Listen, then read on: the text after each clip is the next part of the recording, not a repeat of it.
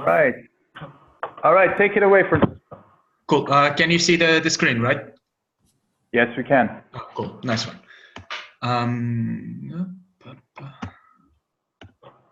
Yeah, so just a brief introduction about who am I. Well, I have a background in clinical and forensic psychologist, and I've worked previously in hospitals, prisons, and also in courts. And then I went to Leicester in the UK to start my PhD, and the scholarship was a Marie Curie, so it was a 3 years project, which is this project that I have some also data to show you guys, and it's the Intrepid Forensics project.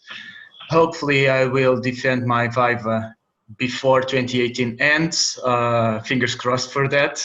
And when I went to Leicester, I had the opportunity to work with a big group of forensic laboratories and also a large group of forensic experts, namely fingerprint experts. But because I visited so many forensic laboratories in different countries, I also had the chance to work with people from DNA, ballistics, crime scene investigators, and all of that sort. And it's interesting because it was quite different. So for instance, in the US, the labs that I visited worked not totally, but quite differently from the laboratories, for instance, in the European countries.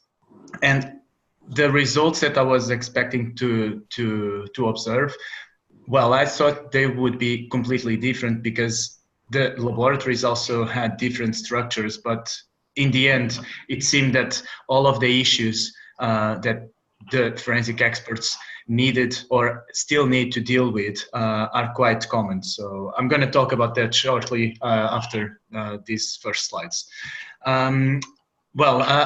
This word, I don't know if it is a cliche or not, and Portugal now has lots of entrepreneurs, so it's quite a hype word, but I started a platform within psychological services, and we developed this online platform exclusively for expats, for clients to talk in their own language, with a big focus on the cultural background, which is can you hear me? Because now it says... Yeah, we can hear you well, yeah.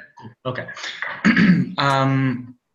Because we gave this focus on cultural intelligence, which is quite well, not novel, but recent topic that people started to talk about within psychological services. And I'm also a fellow in a project developed by a friend of mine and a colleague from Intrepid Forensics, called 4Print, which is a digital platform for forensic expert trainings. And currently I'm working as an HR consultant, developing R&D products within the corporate business field. And last but not least, being from Portugal, I love the sun, the beach, and surf, and to eat well, as well as having good wine. So forensic sciences and artificial intelligence. This was a topic that when I started to develop the guidelines for begin my research in the UK, I started to realize that although my focus was not to link forensic sciences and artificial intelligence, I started to understand that there would be a huge gap to fulfill, because I started to work with decision making and errors and how people develop strategies to cope and to try to mitigate those errors. So I started to realize that human error is still a big problem in forensic sciences, and we started to see research opens the literature around 2004, 2005, at least in forensic sciences, due to some problems that happened at the time with the FBI. And still in 2017, 2016, we observed the same errors. So error happens, but forensic experts don't like to talk about it. I guess no one likes to talk about the error that one commits, but the big problem that I found and I started to realize was the fact that the consequences of having an error, for instance, in the forensic science domain or within the legal system field were quite different and, well, more important than an error, for instance, from a computer or an error from doing, let's say, a recipe badly done. Because you know it better than I, that when someone commits an error in the legal system, the consequences can be, for instance, being in life forever. And that was what happened, for instance, with Brandon Mayfield. Probably you've heard about him, who was a guy that was arrested by the FBI only 6 months, I think. But the consequences in his life were great. But he was not the only one. You also have Lucia de Berg, 7 years due to a misguided decision in a trial about murdering. You also have Tim Bridges, 25 years in prison, Kennedy Brewer, 13 years, Michael Morton, 24 years, and Shirley McKee. And this one is an interesting case because she was a crime scene investigator in Scotland. And the list goes on and on and on. You probably have heard about the Innocence Project, and the cases, at least last year, were, I think, 359 and counting. So it's a big problem, and we need to understand that forensic laboratories, although they are trying to comply with the standards, when you see the standards, when you see what the standards tell the forensic laboratories to do and what they do, it's kind of a gap in between. So I started to develop some forensic science experiments, and my participants did a computer-based experiment, and from this sample I got 11 countries engaged, 20 forensic laboratories, 75 fingerprint examiners that did this computer-based experiment. And because I didn't want only to have the participants to do only the computer-based experiment, I also did interviews one-on-one with these forensic experts.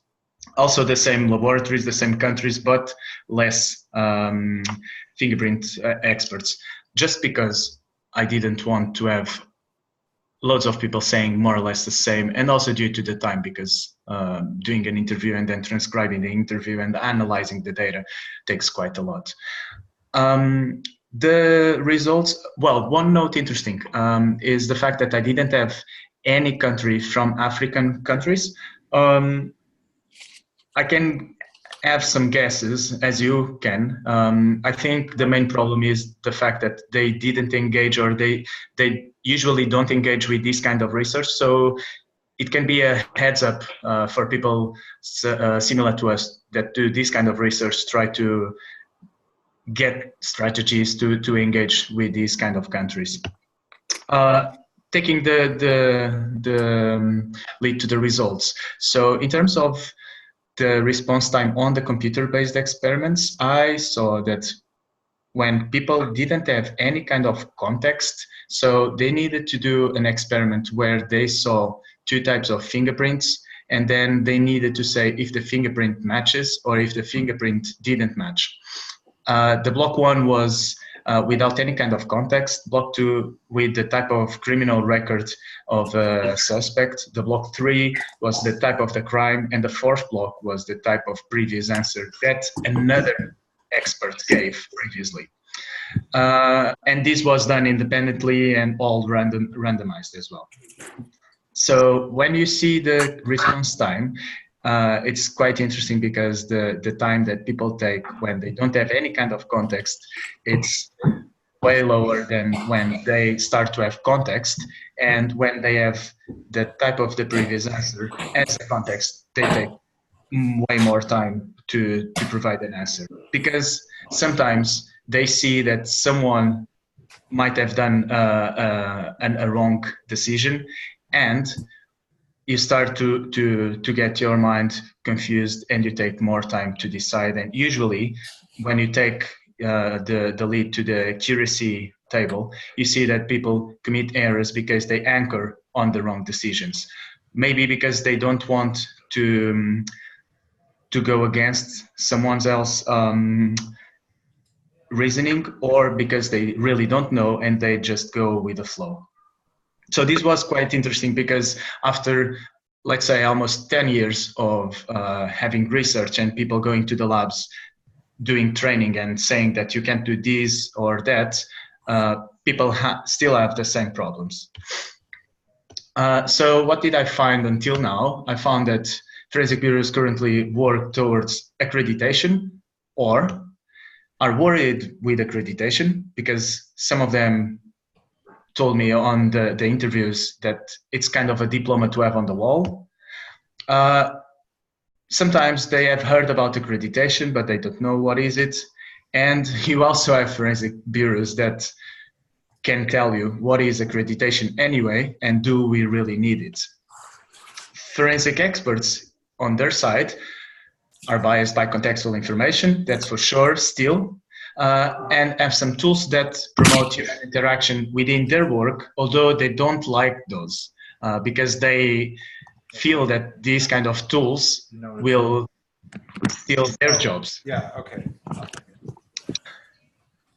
And there is a place where work such as mine is not getting yet, which are the courts. So when I started to publish some articles, I started to have this feeling of atelophobic, which is the fear of imperfection, of not being enough. So I found that my work might not be enough, and I started to think, what am I going to do afterwards, after the PhD? And then I found CodeX. So that's the reason why I started to send emails to some of your fellows, and probably that was the reason why when you saw the emails, you probably thought, who the hell is this guy that is just sending us some emails randomly? That's exactly what we thought, yeah.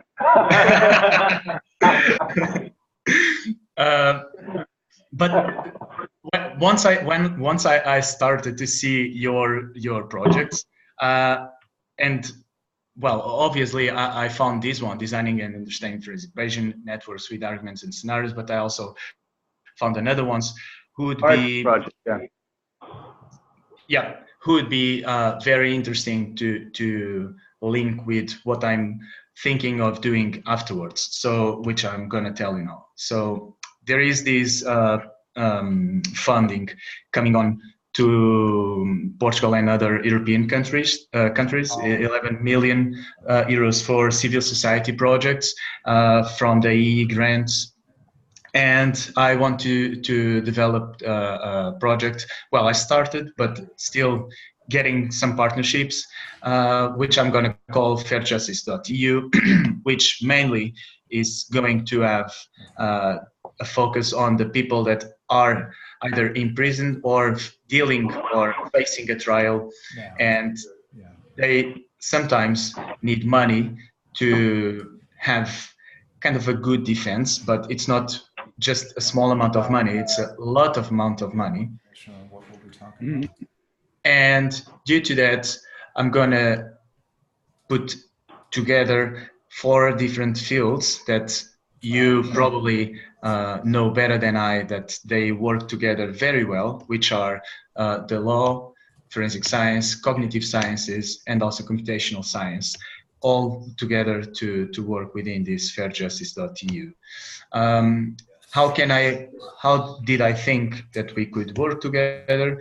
Well, mainly to provide insights from each other's, because I have some background in some of the fields, and obviously you have background in the others, and this would make the project grow bigger.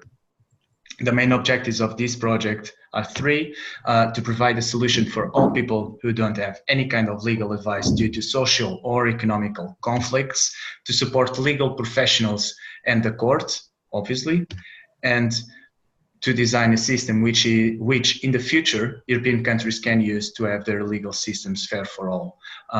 Obviously, I'm focusing more on Europe for 2 reasons. The first one is because the type of legal system is different, And I bet that you've heard and that you know the biggest differences. And obviously the second one is due to the fact that the funding is from European sources, so it's easier to make it focused on European countries.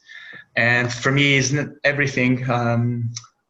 I think you might have questions from the research and also some of these last bits, and I'm happy to answer all. Great, thank you very much. Yep. Questions for Francisco? Francisco, it's Bruce Cahan. What is it that you think the prosecutors will do with the fair justice and the judges themselves? Is there a judicial committee or a prosecutorial committee that's looking at forensic science gaps in Europe? Sorry, I couldn't hear the question very well. Can someone near the microphone repeat it, please?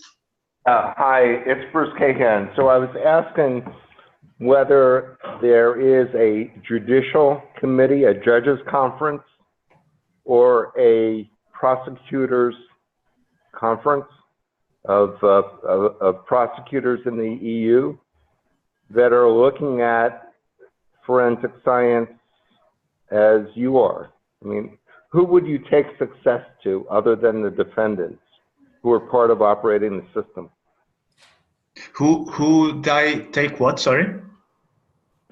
If you succeed, yep. How do you take that to a judges conference, is what we would call it in the United States, or to a conference of the state prosecutors?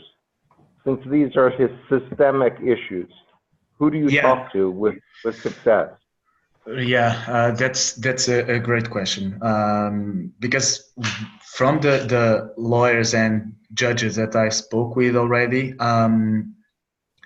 you have probably 80% to 20% that, and 20% in this case, that like the idea. So 80% are either uncomfortable with the idea, or they think that the idea is going to steal their job. Well, it seems that it's the same issue with the forensic experts when we start to develop technological solutions to make their work not easier, but complementary. I would say that at least one of the most important stakeholders would be academics, because every time something needs to be validated, needs to come from academia, and well, academics are way more focused on validating systems. And then I would say that, well, I don't have a solution, but I would say that you need to go, or you would need to go to higher judges and try to convince them that judges on lower courts will also benefit from this. So I would say that you need to go to the stakeholder that takes the decision in the end, instead of going from below and then try to get to the top of the tree. I guess, picking up on that point, from a user-centered design point of view, wouldn't you want to go to the Supreme Court, who has to hear the evidence built from this forensic architecture, and ask them how to design a system that challenges the science as much as the arguments about the science? Sorry, I lost the last bit. Can you repeat, please? Wouldn't you want to go to the Supreme Court, the ultimate court, and ask them how to design a system that tests the accuracy of forensic evidence, and then build that? Because ultimately, if you build that, you systemically challenge the lesser proof that's offered at the trial level. Yeah, exactly. And also you give them a tool that kind of complements their reasoning behind the sentence. Is that correct? Correct, yes. Yeah, definitely. I agree with your reasoning, yeah. So, Bernard has a question, and Scott chatted the question. Okay. Yeah, thank you. So just a minor question from the methodology point of view. So who formalizes the hypothesis? I guess, or in my opinion, this forensics is always hypothesis driven. So who is the one who formulates the hypothesis? Because that's the initial starting point for forensics, right? Who formulates the hypotheses? Which hypothesis? Sorry. Whatever he wants to know with regard to forensics.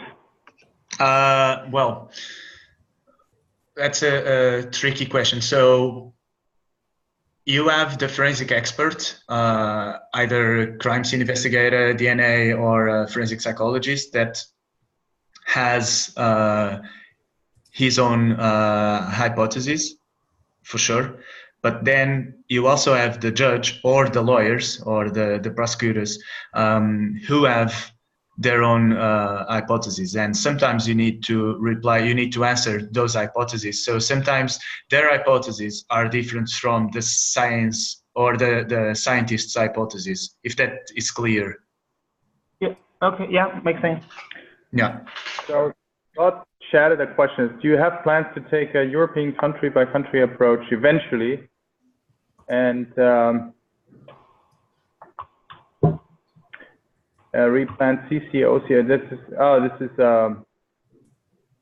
about Scott's World University Law School. But anyways, yeah, he says thank you for this great legal work. And he's wondering if you're taking it, into basically the question is, are you taking it into different? Are you planning to expand into different European countries? If I'm planning to, sorry? Expand into different European countries. Oh yeah. Because well, I know already that the reality that happens in Portugal, which is the reality that I know better, since I worked also with courts and in prisons here, is quite similar, not to say equal, to some of European countries that can benefit from this funding. So yeah, definitely doing something that it's not only national but also international applied. Yeah. Great. Does anyone else have any questions for Francisco? Anyone online? If you want us to hear you, unmute yourself.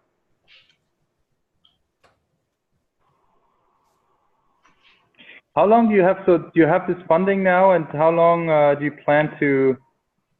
For how long do you have this funding? And so the funding, these 11 millions, it's a chunk that goes from 2018. So the applications didn't open yet, which gives me time also to close the last partnerships and also to finish some pilots that I'm doing with Portuguese lawyers. And goes from 2018 till 2022, if I'm not wrong. I think it's either 2 years or 4 years, but I think it's 4 years, if I'm not wrong. Okay. Yeah. Great. All right. Well, thank you so much, Francisco. Thank you for joining us. Thanks a lot. And keep us posted. Thank you. So let's turn it over to Ryan now. Ryan from King.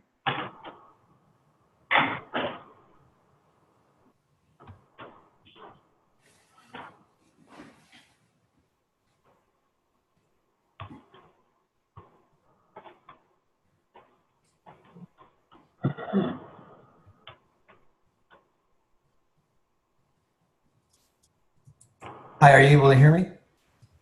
Yes. Yep. We can't see you yet, but we see your slides. Well, I think the slides are much more important than my face, from what I'm told. So we'll start there. And if the Is that so? We'll be the judge of that.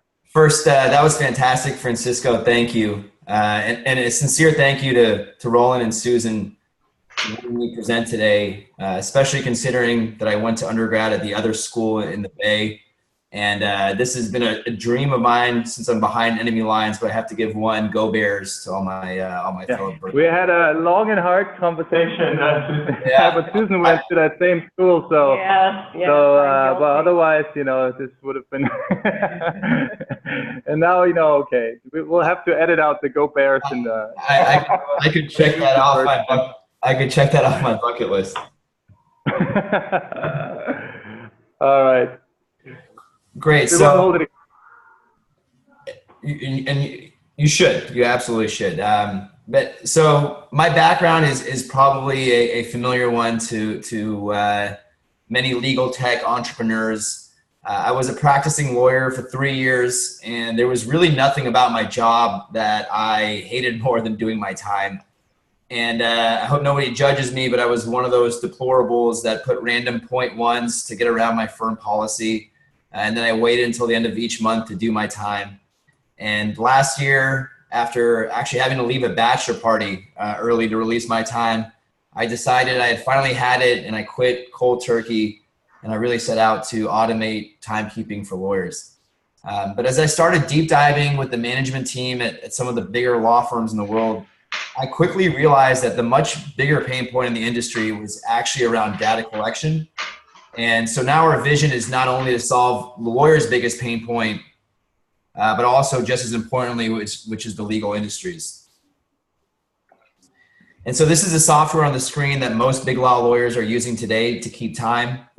And while they may tout elements of automation, lawyers are using their software almost exclusively by hand.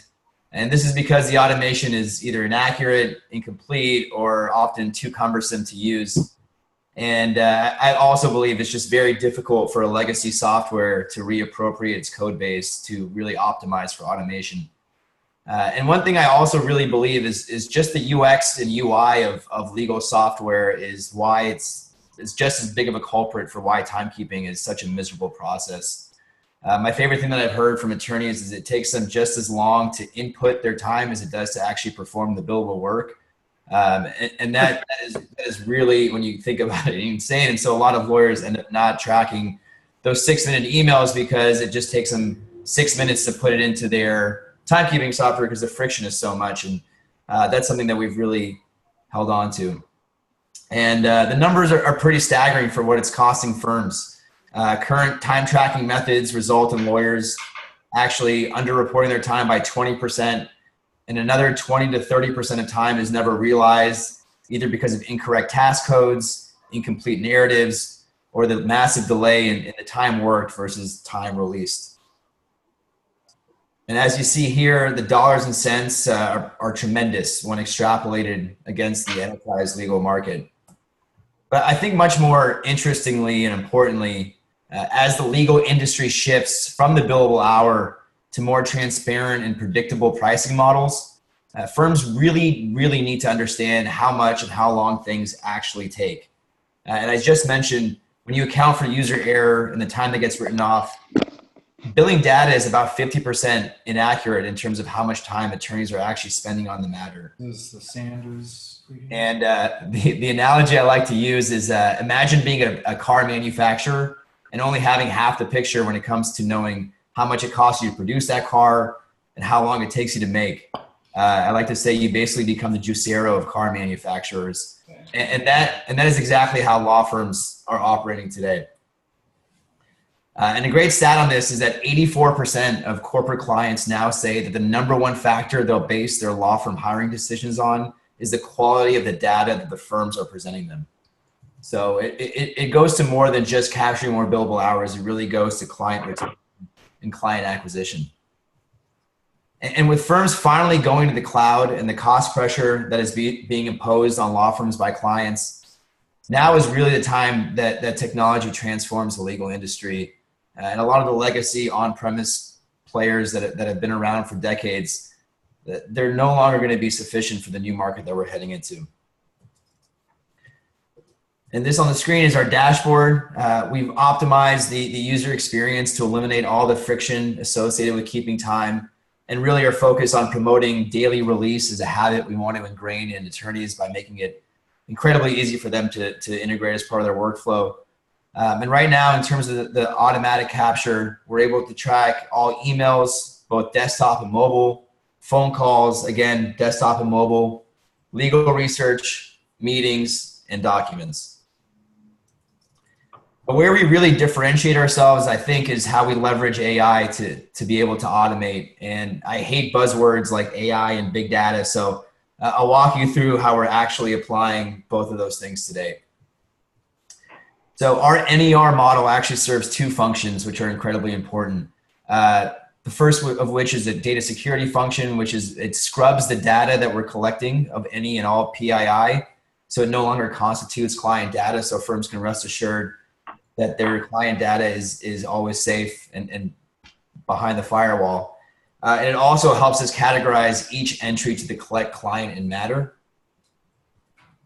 We're using NLP to auto summarize everything a lawyer does. This ensures complete and accurate narratives and that time entries are always adequately described. And we built a machine learning model that automates task and phase codes. And if you'd indulge me, I'd love to dive a bit deeper into this model. As a lawyer, I was never taught why task codes mattered or how they were supposed to be applied. And they became just another nuisance to getting my time out. And so I did what most lawyers do and put whatever code was easiest to click, usually L110. And this really prevents firms from performing meaningful analytics on the back end. And what we learned in developing the model is that a firm's absolute best timekeepers were actually only about 60% accurate when it came to correctly coding these task and phase codes. So we went ahead and built this model. Right now, it's currently performing at over 90% accuracy clip, and we're working very hard at getting that number even higher. And we've actually unbundled this service and are selling it separately from the full timekeeping solution. And finally, of course, we track duration for how long everything takes. And we use machine learning to continuously improve our software's performance. So we learn how each individual attorney works and also the firm's workflow. And we also have a data science team in-house from UC Berkeley to actually make sense of the data that we're collecting and cleaning. So far, we've worked with our partner firm and apply their historical time and billing data to produce reports that look into how to increase a firm's realization rates in their corporate department, how to calculate more accurate litigation budgets. And we're actually looking into productionizing those insights as well. And that partner firm is Mishcon de Rea. They are not only a top UK firm, but also on the forefront of innovation in the legal industry. And Nick West, if you're listening, a big shout out to you from the Ping team. And these are our partners. LexisNexis gave us data to train our machine learning algorithms. UC Berkeley is backing us through their premier accelerator Skydeck, and the American Bar Association actually awarded us as the 2017's Legal Tech Startup of the Year.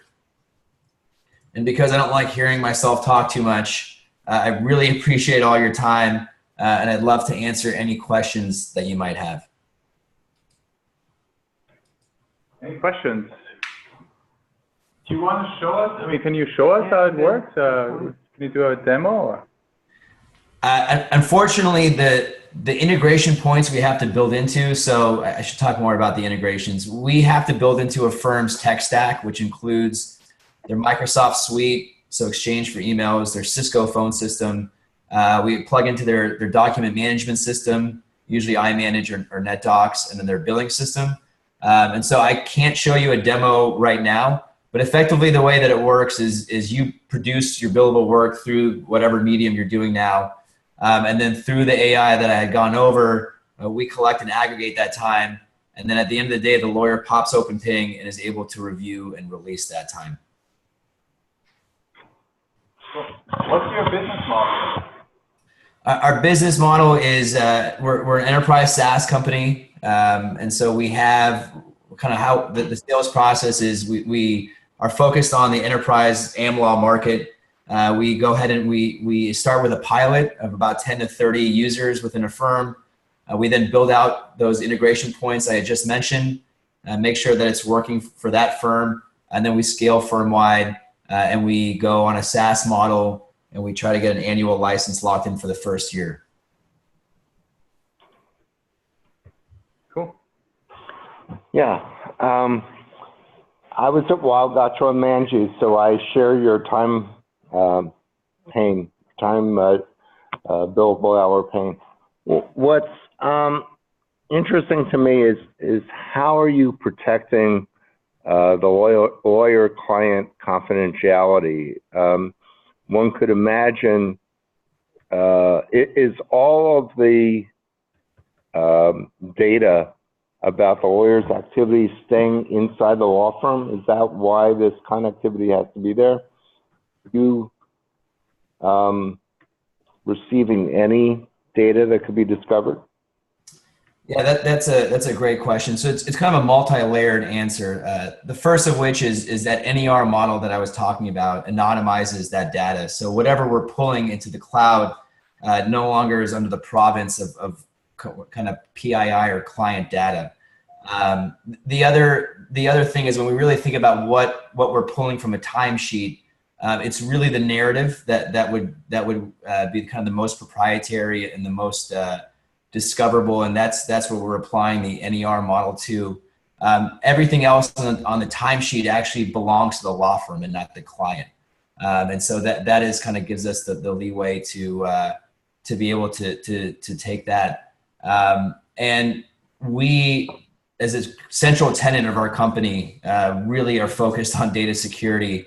And so not only are we built on kind of AWS and all their security offerings, but we've actually layered a security offering on top of that encrypts everything in motion and in rest. And we're really focused on kind of the top end data security. And we very much believe that the data is safer kind of in our infrastructure than the on-prem infrastructure that is currently being used. So imagine that there's a malpractice lawsuit against the law firm, and the client alleges that the law firm gave bad advice, and the law firm says, well, we didn't see the client until after they took their action. So the law firm is holding the actual narrative of the phone calls, but you have separate evidence of the phone call having taken place, even as anonymized. Is that correct? So no, once we anonymize that data, we can no longer tie it to an individual event. So we wouldn't be able to tie it back there. And then the other thing is not to get too into the weeds, but we have a separate data retention policy. So after a mutually agreed upon time with the firm, we'll actually no longer retain that data, and that we give that data to the firm, and then they do with it what they will. So in terms of any subpoenas or involvement in any third-party suit, we wouldn't actually possess any of that data and be able to hand that over.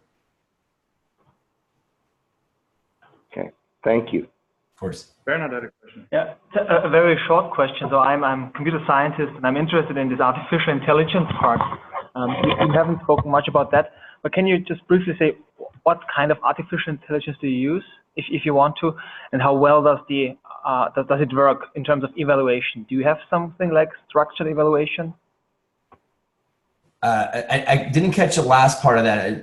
Maybe I'll answer the first part, and you could repeat the second. And so in terms of the AI, the NER model is able to identify different entities. So you have people, organizations, locations, and dates.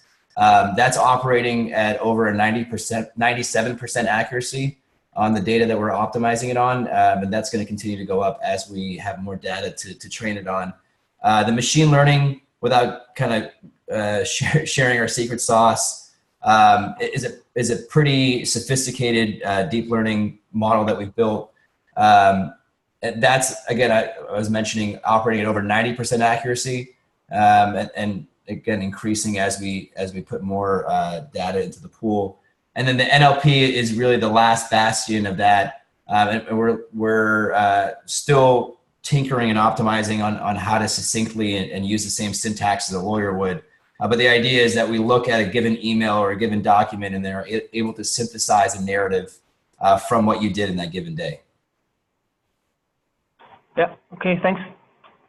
And does the system actually automatically captures the time that you're spending on a matter? Or it's just sort of averaging it based on experience that it would take to write an email, or that you still have, is there still a human that just says, okay, now record?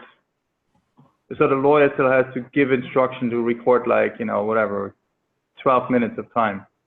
No, it automatically is creating that specific duration for how long you spent on that given entry for each person. So if you spend 18 minutes on Westlaw, that will be a very concrete number based on how long you actually spent. In terms of change management, we know that lawyers are used to using timers. On that screenshot I showed earlier, you kind of saw what they're used to using. We also have a timer functionality that marries with the automation if a lawyer still wants to, have a little more, be a little more in charge. But the real idea is eventually to completely automate the process and not have the lawyer do anything other than work the way they are now. That's cool. So the system needs to integrate with all the systems that the lawyer touches in producing his or her work product. Exactly. And that's why we're an enterprise only. Sometimes we have lawyers reach out to us or smaller firms that I wish we would be able to roll out to, but that tech stack is very specific to the enterprise market. We have to build out those integrations for the automation to work the way that we need it to. And so that's where we're I thought I read something about you guys having a Clio integration already. Is that? Maybe that's Tally. Oh, okay. Yeah. Yeah, we're not integrated with Clio. Oh, okay. Got that wrong. Sorry. Okay. Any other questions for Ryan? Ryan, do you have any specific plans to engage video conferencing in this timekeeping great project? For example, Zoom or Google Hangouts with even TensorFlow AI software behind it? You mentioned integrating with Outlook, for example. The video conferencing side of things with their backend? Yeah, so in terms of keeping time, we have extensions across all the major browsers. And so unless I'm mistaken, all the video conferencing that you just mentioned are browser-based. So we're able to capture that all right now. And that's also true for a lot of the e-discovery platforms that are out there. They're browser-based as well. So when we say legal research and focus on kind of the Lexis Westlaw part of it, we also track all of your billable browser activity. So that would already be tracked based on the system that we have. So it's Bruce Cahan. Can I ask one more question, which is if you have multiple inputs of time, so I'm having a conference call with a client and I'm looking at Westlaw and I'm also sending an email, does that add up to the normal 3 times billing rate that we are used to? So that would depend on if it's the same client. We would then coalesce all that into one entry and then describe that time, but keep it as kind of a grouped entry. If it is different clients, we would go ahead and we would take out that time from that larger subset, and then we would ask the lawyer if they wanted to re-input that time into that block or bill that out separately or take that out entirely. So obviously there needs to be some lawyer intervention to make sure that we're accounting for edge cases like that. But our software as it stands now would actually either group the time if it's the same client matter or take out that time and bill it out as a separate entry if it's different. But no more 36-hour days, right? Well, people tell me all the time, if I can create a software that allows lawyers to legally bill 28 hours, I'll be a billionaire, but no 36 hours. Good for you. All right, any other questions for Ryan? And yeah, if you online have any questions, you can also use the chat function. I have a question. This is Ben Longoria. Ben, go ahead. Hi. So this seems like a really great software. The only thing I see is that it presents a problem of either under-reporting greatly or over-recording greatly. So either a lot of false positives or a lot of false negatives. So are you finding that attorneys have to spend a long time trying to correct the record that's been assembled by your software? Because I can imagine you recording a lot of calls, a lot of emails, a lot of events, that it just gets it wrong, that it's not supposed to be billed to the client. And so you wind up having a whole bunch of entries that either have to be removed or amended or completely taken out. And on the flip side, you're not recording a lot of time because the event is not going through the phone, the event is not going through an email, or the event, for example, to record, if you're recording an email, recording the actual time it took to compose the legal advice that went into that email. And sometimes it's not going to be accurate. You know, sometimes you get up and the phone rings and you have to take another call that has nothing to do with composing the email or vice versa. So how are you accounting for that? And are you finding that attorneys really still have to then go back into this record and do a lot of manual correction? That's another excellent question. So again, not to get too into the weeds, but we have a lot of safeguards in place that exist in the UX and UI to be able to account for those cases that you just outlined. In terms of the manual intervention, we did a pilot test in a Southern California firm. We showed that we were cutting the time that a lawyer took to create their timesheet by half. Reason being, and I like to use this analogy as well, is that right now lawyers are given a blank palette or blank canvas and told to paint a picture. And what we do is paint 90% of it and then ask the lawyer to add the brush strokes. And so the lawyer understands also that, you know, one question I get, and it makes me laugh every time, is, well, you know, if I think about a case in a shower, how are you automating that? Well, I mean, we're not automating that. And you know, the lawyer understands that there are certain things that they're going to have to add. And of course, we have that functionality to be able to add time, to be able to adjust time if we got it wrong, to be able to delete time. But there are a lot of safeguards in place because the key to our software is making sure that there isn't any noise that's being captured on your timesheet. You don't want your phone call with your wife or your email with your buddy about the game the night before to show up on your timesheet. And we've taken very discrete measures to be able to account for that. And then the last point is in the beginning, the software takes a little bit of time to learn what email addresses do you generally are personal, et cetera. But that's where the machine learning comes into play. As you start synthesizing your timesheet, it starts to begin to learn your individual workflow. And so that time that you manually intervene goes less and less as the more and more you use the software.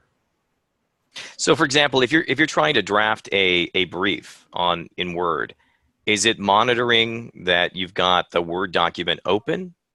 Or is that something you just don't even touch in your automation? Of course. It not only knows that the document is open, but it knows what window that you're active in. So let's say you have a PDF that you're using as an exemplar and then a Word document. It actually knows when you toggle between the two docs. If it's for the same client matter, again, it'll coalesce that entry into one bundled entry. But we're able to know when you're active within a window. We have a 6-minute lag. So if you walk away, you're drafting an email, you walk away and you go, like you mentioned, take a phone call, nothing to do with that case. When you re-engage with the timer will automatically stop. You re-engage with the email, that timer will then automatically continue. And if for whatever reason you were talking about that email and you want to actually add that time, I don't have a screenshot to show you, but we have built a permanent timer that lives on your desktop. It'll then alert you that you've been away for 18 minutes. Is this something you want to add to the previous entry? You just simply press yes if you want to. Otherwise, it's a toast notification. It goes away. And then, again, the timer would automatically restart, and then that duration would be active. Mm-hmm. So really, the big benefit is that it's creating automatically a whole bunch of entries for you so that you can then assess, I really adjust the time after the fact, but the creation of the time of the events is being automated. And that's really where the law firms hope to recover these missing minutes that seep here and there. Is that it? That's the first part of it. I think the more, again, compelling use case is not only the minutes that slip here and there, but also understanding the full kind of mosaic of what an attorney or what a case looks like. And so things like accurately describing what you did, being able to not block bill. So we automatically kind of break things out into granular elements on the back end. and really understand what goes into a case. And when you're prospectively looking forward to say, hey, how much does this cost? We have a similar case that came around. You have a much better idea than being orders of magnitude off, as it's kind of currently being done with anecdotal data. But yeah, that's exactly right. We build a timesheet for the lawyer. It's their responsibility to ultimately review and release and confirm that time. And then the more with the feedback loop that we have, the more reinforcement we have on either correcting it or confirming it, the better our software operates. Thank you. I appreciate your time and good luck. Thank you very much. So Ryan, how much work is still necessary then to turn your timekeeping output into a bill? So I imagine that the lawyers probably have to add some prose to the different line items to add a little bit of explanation why certain programs were used that the timekeeping system tracked, or why certain, why the time was spent, that sort of thing. How much assistance do you give to the user in ultimately creating his invoice to the client? Yeah, so again, we plug into kind of the current infrastructure that a law firm has. So we build out an integration into the billing software, the PMS, usually Aderant or Elite for big law. And so we actually don't handle the billing functionality. That gets pushed and done exactly the same way that it's being done now. And then from the lawyer's perspective, all they need to do is confirm the timesheet is accurate. And then to your point about kind of including more color, we try with our automation to create as succinct a narrative as possible to describe what you did. Of course, the lawyer oftentimes, if you imagine a phone call, we're not listening to the substance of your conversation to know what you talked about. So if you need more color than, telephonic conference with X client, then you would put in kind of array, motion for summary judgment, whatever it is. But that would at least trigger your memory to say, oh yeah, I remember talking to that client for half an hour. And then it gets automatically pushed to the billing system. And there's no kind of interruption whatsoever in that process. Cool. All right. So any more questions for Ryan? All right, then Ryan, thank you so much for joining us. It's really. Thank you for having me. And yeah, we'll wrap up right here. Do we have any announcements for next week? No, just please join us next week. It'll be our last CodeX meeting of 2017 for these group meetings. All right. Thank you very much, and hope to see you all next week. Thank you. Thank you.